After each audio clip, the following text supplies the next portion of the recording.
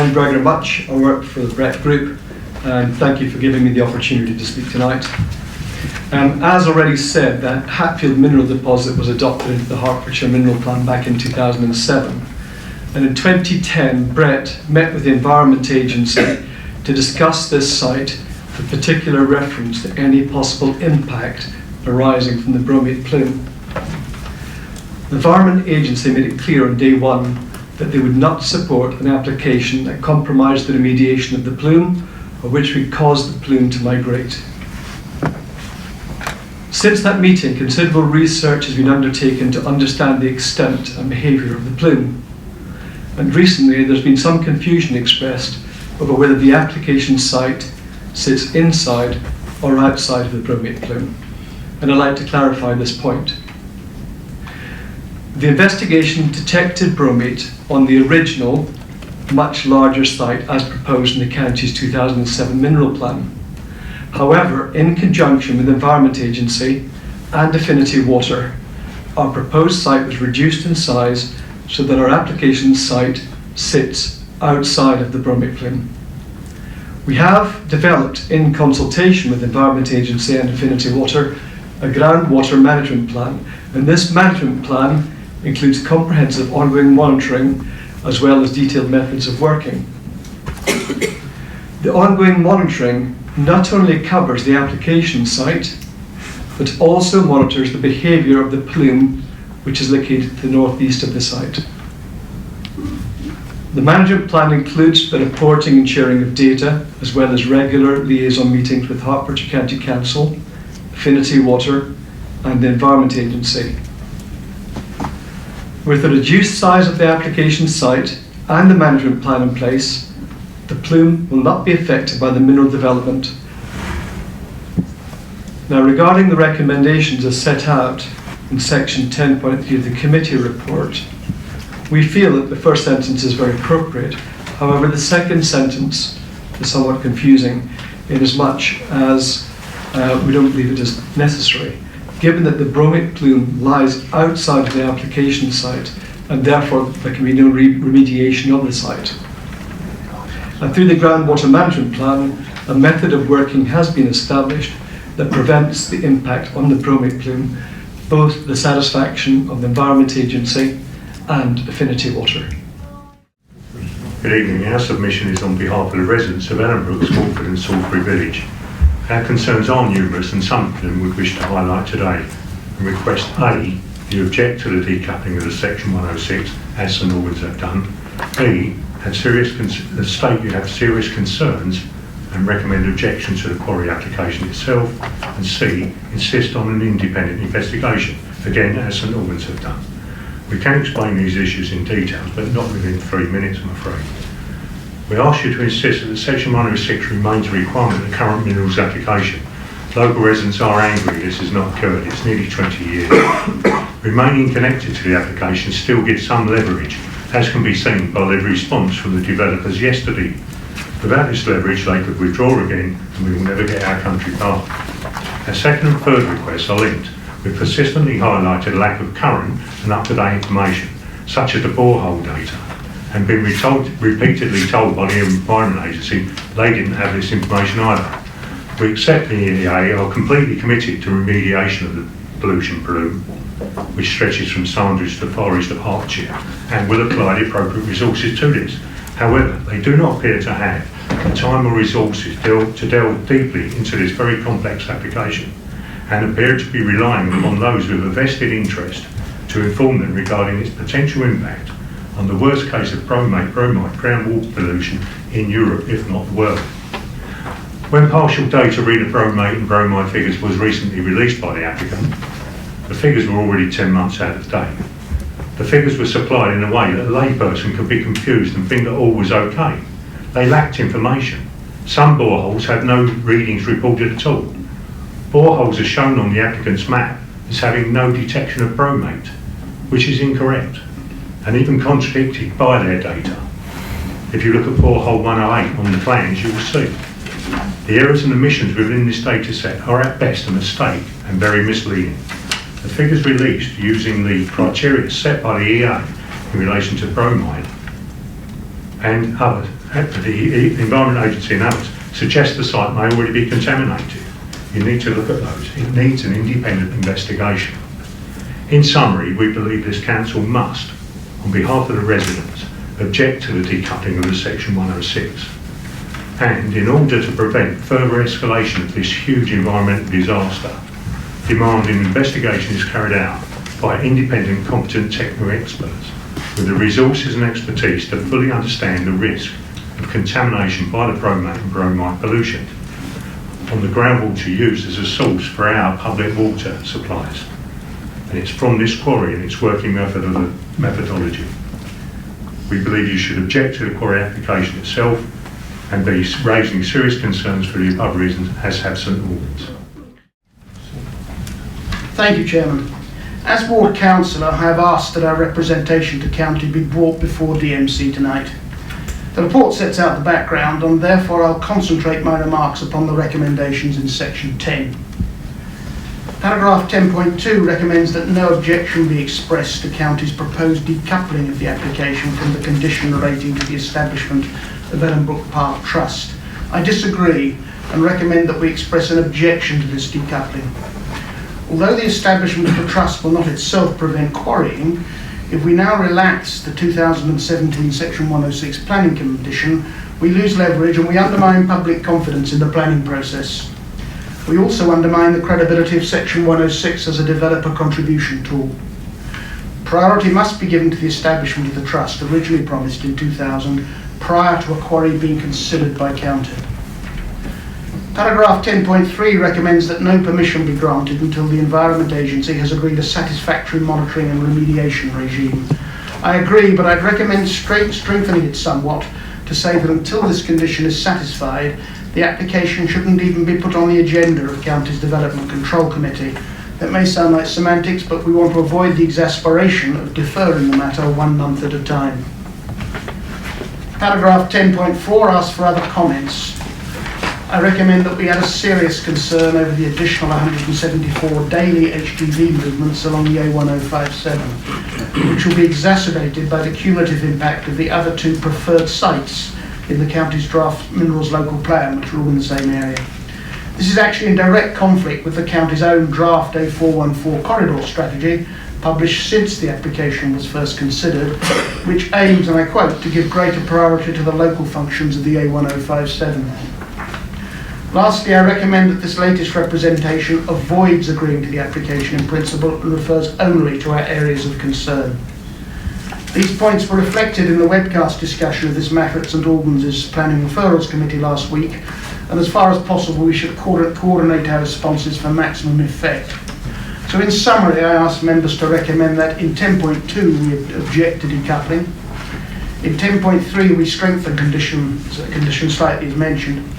In 10.4 we express serious concern about the impact of HGV movements, particularly the cumulative impacts with adjacent sites. We avoid any reference to agreeing to the application in principle, and that we coordinate our response with St Albans as far as possible. Members, thank you for your support. I am in agreement with Duncan Bell. I didn't quite know what Duncan was going to say actually, but and I would like to support my residents who have just spoken very eloquently about this problem. The vote today, the 2 key issues today are that we want Welwyn Hatfield Borough Council to make a difference for my residents, to insist that Arlington must finally sign the Ellenbrook Park Preservation Trust document of the S106 agreement in 2000 before the quarry is brought back to the County Council for reconsideration. So I agree with Duncan that 10.2 we disagree with, and we would like you to vote against decoupling. We know that the other 3 councils involved in the Ellenbrook Park Preservation Trust have already voted not to uncouple this condition, and we want our Borough Council to stand in solidarity with them not to uncouple it from the quarry conditions. So we know St Albans, Coney Heath Parish Council and Hatfield Town Council have already voted against uncoupling. Against uncoupling. The other important issue that has arisen since January 2017, and I want to expressed concern that it was hardly mentioned, the bromate plume was hardly mentioned in January 2017 when this quarry was first brought to the County Council. And that was a huge omission, because this bromate plume underground is the worst pollution of a chalk aquifer in Europe and possibly in the world, as stated by Environment Agency and Public Health England. It is unique in the UK and unique in Hertfordshire, and it is already an environmental disaster, and remediation is required for it. And that remediation could take place in Ellenbrook Fields in the north. That map you just saw earlier with the contours of bromate show the most concentrated part of the bromate is in the north of Ellenbrook Fields next to Astwick Manor. Adequate and competent remediation in the north of Ellenbrook Fields, where the bromate is over 1,000 micrograms per litre, that's 100 times the limit specified by WHO, is now urgently needed. And the location of the remediation is key to success in preventing further catastrophe in the future. At the moment, we know that from the report that the EA published in January 2019, that the remediation over the last 10 years has failed. The remediation that was happening at Bishop's Rise pumping station. That also is very serious. We only know that this year too. So, in summary, I just want to say now is the time for Hatfield to have their first public park for residents, students, children and families as promised 20 years ago. And this DMC meeting gives Welwyn and Hatfield Borough Council the chance to do the right thing and show Arlington that our residents are now angry and feel betrayed by broken promises, and that S106 agreement should be enforced now and require them to sign that lease, probably without a variance. As stated in paragraph 2.4 of the report before you this evening, there's a quote, "Ellenbrook Park is an essential part of the existing agreement to be carried forward. I believe this should be enforced before any extraction or house building goes ahead. In the 19 years of delays so far, that has not diminished in any way the need for and the benefits we can gain from a country park. I agree that in 2000, the mineral extraction was part of the planned use of the site. However, at that point, there were far fewer residents in the area, far fewer cars on the roads, and the idea of a university campus with thousands of students had only just started to develop. The decoupling of the S106 agreement from mineral extraction removes significant leverage, as already been mentioned, on the landowner to ensure that Ellenbrook Park and the relevant trust are established and the endowment transferred to the trust. The proposed quarry would operate over a period of approximately 30 years from commencement, so the restoration might be completed by 2050 if we're lucky. All of this will create noise pollution, reduction in air quality, increased traffic congestion, and its associated pollution, which are just some of the reasons why the quarry will be bad for Smallford, bad for Ellenbrook, and bad for the rest of Hatfield. All the vehicular access to the quarry was, as has been mentioned, taken from the 1057, which is currently seriously congested at many times of the day. It's estimated that an HGV will be entering or leaving the quarry every 3 minutes, adding to all this congestion. The other serious cause of concern, unique when discussing this quarry site, is the bromate contamination, underground in Ellenbrook Fields or nearby. Any deep extraction creates a credible increased risk and cost to the quality of future drinking water for the population of Hatfield and a large area of Hertfordshire stretching to the south and east all the way to the Lee Valley. Well, in Hatfield Borough Council have stated in Appendix D that no mineral will be extracted from within the existing plume of bromate and bromide groundwater pollution. Ellenbrook Fields is the obvious site for bromate remediation, as Margaret has said. The Environment Agency recommends removal of bromate from near to the source, in other words, near to Sandridge. This can't happen with a quarry in that high concentration zone or nearby. In summary, I wish to oppose the decoupling of the S106 agreement from the mineral extraction plans for the reasons above. The sequence of events at Ellenbrook Fields should start with the establishment of the park, trust and endowment immediately, and then A full independent study of the risk to the for the bromate plume should then follow. This is an area with housing in both Smallford, Ellenbrook and Hatfield relatively close to the quarry site. As you've already heard from the other speakers, there are a number of issues around this quarry. Some of those issues were not there in the year 2000 when it was first being discussed, because there weren't houses, some of those houses hadn't been built, and the presence of the bromate plume was only identified in mid-2000. There are three things that I would really like you to be considering this evening as you make your decision. One, the impact on air quality of quarry workings that close to residential buildings and the related HGV traffic that has already been referred to. The risk to the water supply from the bromate plume. Yes, may not be under the quarry, it may be under the quarry.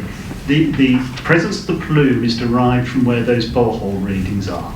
Nobody knows exactly where it is. And finally, the loss of the country park. Residents feel they have been let down by the planning system, which in 2000 said there will eventually be a country park there. In 2010, Arlington did do work in setting out a management plan, etc. But they have not set up a trust to manage that country park, despite in 2017 being given a year to do that in order for this planning application to go forward. This appears to be an abuse of the Section 106 and planning legislation. The quarry site is not in a rural location, but is adjacent to homes in Smallford and Hatfield. Therefore, residents will be impacted by the dust that has arisen from the workings and from those additional vehicle movements.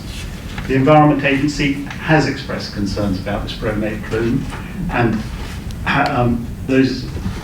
therefore, whilst they haven't objected at this stage, I think you need to be really cautious about any decision you take. But as many of the speakers have said, this should be a country park. This quarry will last there for 30 years. There will be few in this room now who will be here to see the final remediation of that site. Thank you. Therefore, in taking this decision, it is not what you're going to say in 5 or 10 years' time that is going to be important. It is what the next generation and the generation after that. This is not a short-term decision. Thank you, Chair. Mine is, in summary, it's very, very brief. My thunder was stolen from me there. You left that up, Simon. That was my observation. Nobody here, or very few, will be around when that's reinstated. Hatfield as a town has been treated with the utmost contempt, in my eye, not for the first time, over this whole Surrey, British Aerospace, Arlington's, Ellenbrook Fields, Brit Aggregates, and the cherry on the cake, the bromate plume saga. Hatfield and its people deserve better. It has been let down by many organisations and agencies, in Hatfield Borough Council being one. If it was not for the persistence and the tenacity of Margaret Eames Peterson and the Ellenbrook Residents Association, this would have probably stopped under the radar. After 20 years of fanning about by various agencies, there is not much credibility to be had. Hatfield and its people deserve better from Welwyn Hatfield Borough Council. You have a duty of care to look after our best interests. Uncoupling is not in Hatfield or its people's best interests. Recommending to uncouple will be letting Hatfield and its people down. Recommending to uncouple will be playing into Arlington's hands. Do Arlingtons, a real estate company based in America, care about what is best for Hatfield and its people? I very much doubt it. This should not even be a debate. Hopefully common sense and that duty of care will prevail. Thank you. No, okay, so the next step really is to see if there anyone that wants to come forward and say that they're supporting the recommendations that are included in this report from officers. So shall we start with 10.2? An easy one. So where it says that no objection be expressed, should we amend that to that we object to the decoupling? Proposed one with no with and. That an objection would be expressed. Yeah, easier. Yeah. Yep. It's strong Do objection. we need to make that a strong, objection. a strong? And then it should be... Perhaps I could propose, councillors, on the basis you're not going to put forward a motion to agree these recommendations, that officers take what you have said, which is a strong objection by the sound of it to the principle of decoupling, and in terms of what you mentioned tonight, in summary, serious concerns, bromate, HGV and traffic movements, various pollution, environmental aspects that you talked about, councillor, transport, and perhaps reference to an independent report on contamination. We draft that letter and that is put to the Vice Chair to ensure that he's happy with it, and that's sent to the County Council on that basis. Samuel, you want to come back on that?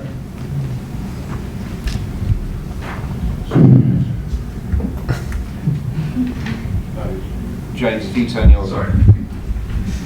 Thank you, Chair. Just two things. One, would the committee be able to have sight of the wedding as well?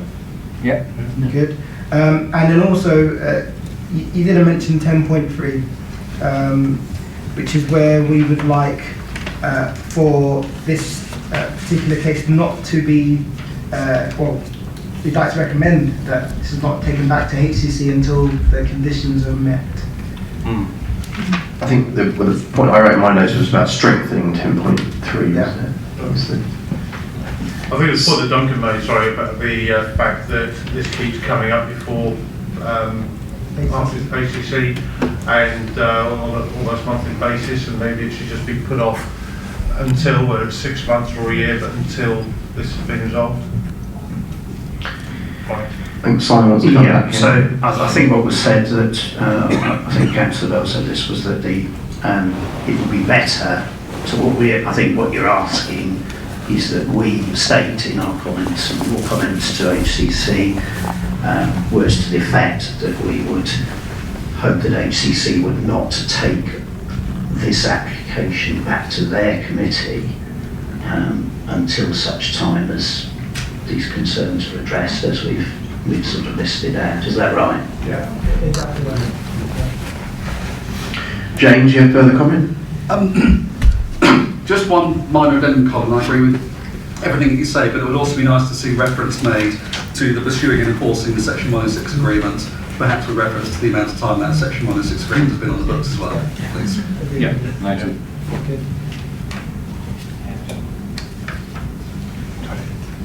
Okay, is there any further comment from anyone? Well, Colin, do you want to summarise the points you've got again, just so that we can then just be clear that we feel that Colin's representing all the views that you have? Yeah, just to clarify, the view of the committee is that we object to the proposed decoupling for a number of reasons, including bromate concerns, environmental concerns, transport concerns, the desire to see the Section 106 negotiated, progressed, enforced, however that is felt best done by the various parties involved. That we will draft that letter, circulate it to all councillors for any final comments, and then aim to send it to the County Council, and we can make that, well, it'll be a public document at that point. It'll appear on the County Council's website, and if anybody wants it, the day we send it, it can be available. Just one other point, and what about highlighting cooperation with St Albans Council, for example, other councils that have an interest in this matter? That's also important. And also the expert, who's also, we need to press independent expert, which I think is important, highly important, after 20 years. Yeah, agreed. I think we said that. I think we all have cited that and could agree it as well. So if there's anything we feel that is missing from that, then we can add it in. Yeah, so we should take a vote on those, just to say that we support that. We can do a show of hands. A show of hands to support those. Yep.